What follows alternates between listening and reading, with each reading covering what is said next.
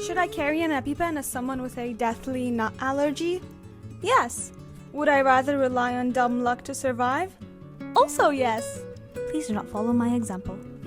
This is a how many times I've cheated death by walnuts speed run. My mom gave me a singular walnut at the ripe age of 5. I touched it, I got a rash, and like many young children, immediately rubbed my eyes, swelling up my entire face. I told her I don't like it. She thought I was just being picky. What happened next was not so shocking. I secretly flushed it down the toilet.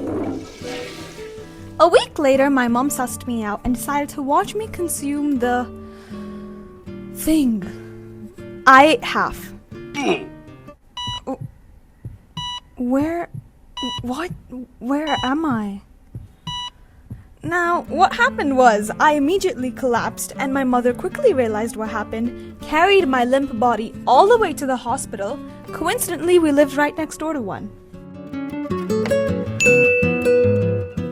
My cousin offered me a box of chocolates.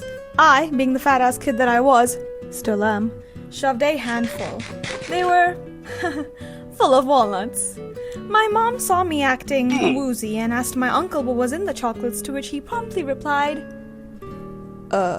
nuts, I guess? She's allergic to walnuts! Oh. We were at the mall and I decided, hey, this brownie flavored ice cream looks really good. I'm sure brownies are completely safe, right? Because they're just brownies at the end of the day. It's not like they're the most popular dessert which contains walnuts. I took a bite and immediately felt something was wrong. I ran to the nearest bathroom and immediately started throwing up.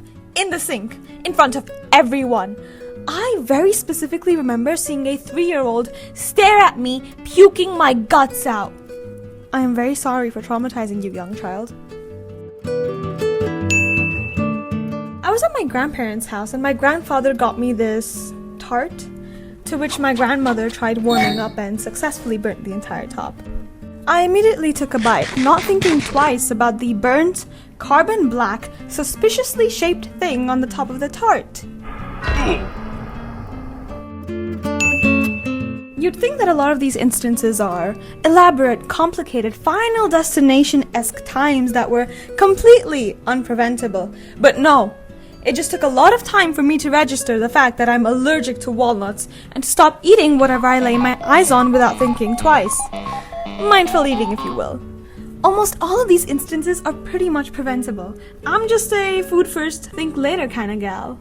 Other than these 5 times, there have been a numerous amount of times where I have consumed the #1 dessert that almost always contains walnuts. Brownies. I put it in my mouth, I realize it's a walnut, I throw up and writhe in pain and agony. The circle of life. Because of the amount of times I nearly died by ingesting walnuts, my mom banned all walnut and walnut-affiliated goods in the household. My biggest betrayal, though, was after I moved out for college and I came back home for the holidays, I was devastated to see that it was not a walnut-free household any longer. Okay, just because I don't permanently live there anymore is not reason enough to keep my biggest op at my home. This is probably as vulnerable that I will ever get on the internet. Revealing my biggest weakness, the one thing that seems so harmless that can end my life. Thankfully, I haven't had any recent allergy episodes.